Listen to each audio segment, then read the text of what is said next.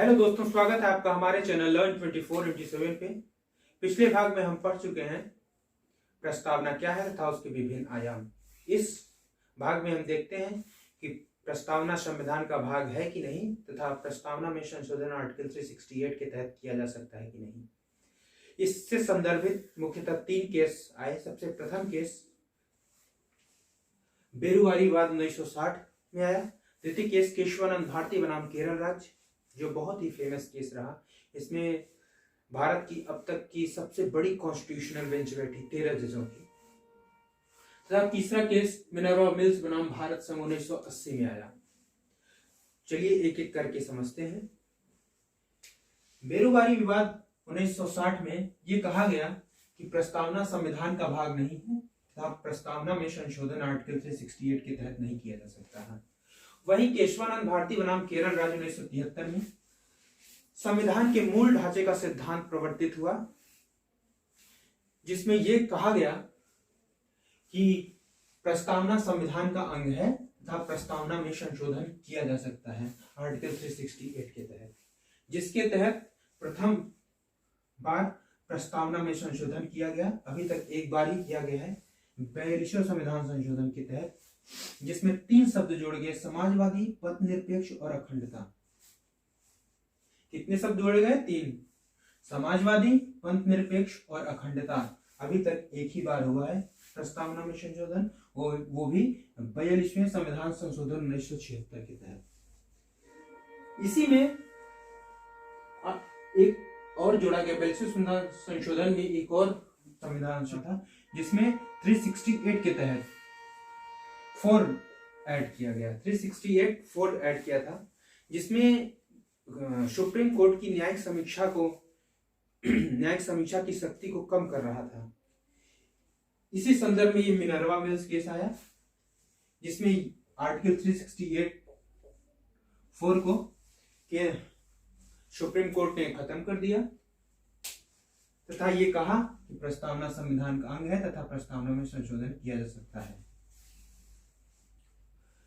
प्रस्तावना से संबंधित कुछ अतः अब क्या स्थिति है? प्रस्तावना संविधान का अंग है, प्रस्तावना में संशोधन हो सकता है तथा प्रस्तावना में पाए जाने वाले मूल ढांचे का सिद्धांत में संशोधन नहीं हो सकता। प्रस्तावना में पाए जाने वाले मूल ढांचे का में संशोधन नहीं हो सकता तथा प्रस्तावना से संदर्भित कुछ मुख्य फैक्ट है जिसको जानना आवश्यक है, पेपर में आता है। यह देश की राजनीतिक जन्म पत्री या जन्म कुंडली है। किसने कहा था? के.एम. मुंशी जी ने कहा। संविधान की कुंजी है, जस्टिस गजेंद्र गटकर जी ने कहा। और संविधान की आत्मा है, ठाकुर दास ने कहा। तथा एक और महत्वपूर्ण बिंदु, प्रस्तावना प्रवर्तनीय नहीं है, अर्थात सुप्रीम कोर्ट में जाके हम इसको प्रवर्तन नहीं करवा सकते। भारतीय संविधान के दर्शन के संदर्भ में प्रथम भाग हम पढ़ चुके। द्वितीय भाग देखते हैं मौलिक अधिकार। मौलिक अधिकार क्या होते हैं तथा यह संविधान में कहाँ स्थित है और कहाँ से लिया गया है। चलिए देखते हैं। मौलिक अधिकार भारत के संविधान में अमेरिका से लिया गया है तथा यह अमेरिकी संविधान का अधिकार 1789 से लिया गया है।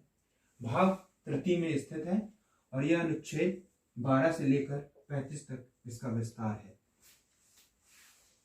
चलिए समझते हैं मौलिक अधिकार क्या होते हैं, यह अन्य अधिकारों से कैसे अलग है।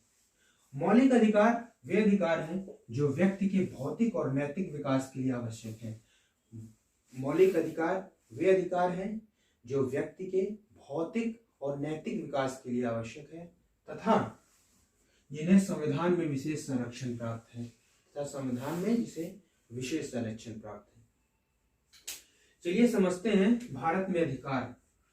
भारत में अधिकार के संदर्भ में सबसे प्रथम मौलिक अधिकार। मौलिक अधिकार के वायलेशन में सीधे सुप्रीम कोर्ट जाया जा सकता है भारत में। वहीं इसका निलंबन केवल राष्ट्रीय आपात के दौरान ही किया जा सकता है मौलिक अधिकार का। वहीं और यह भाग 3 में वर्णित है। संवैधानिक अधिकार ऐसे अधिकार जो संविधान में है लेकिन भाग 3 से अलग, जैसे संपत्ति का अधिकार।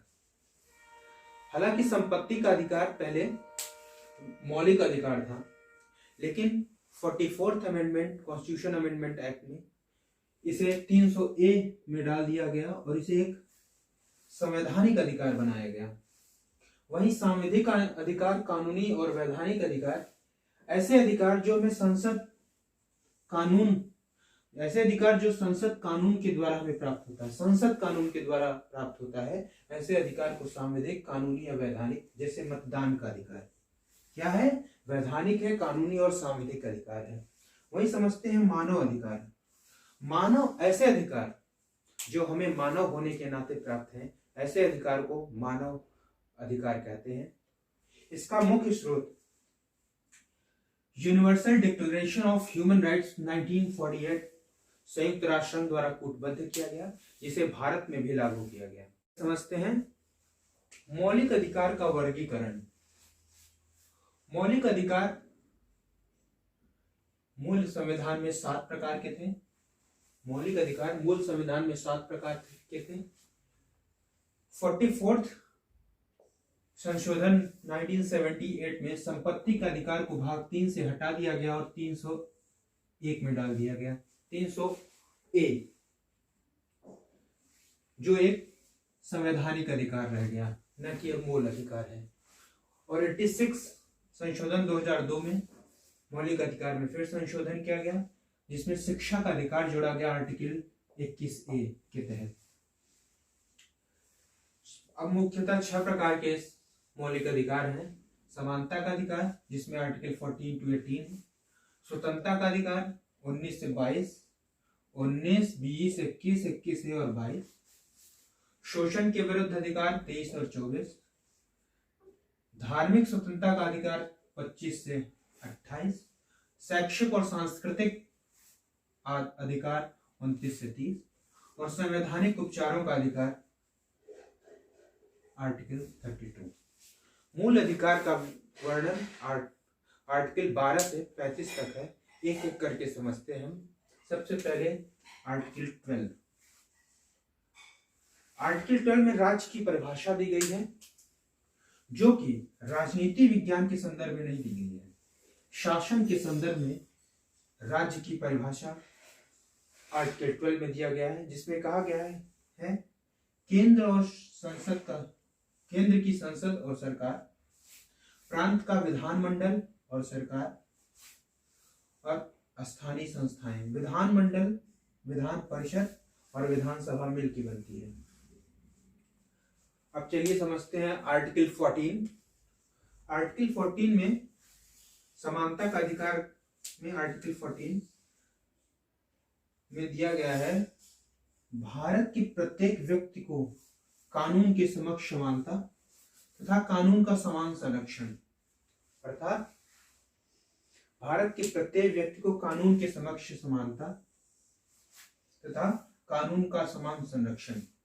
कानून का समान संरक्षण, कानून का समान समक्ष समानता का अर्थ है यह एक नकारात्मक अवधारणा है, जिसका अर्थ किसी भी प्रकार की विशेषाधिकार का न होना।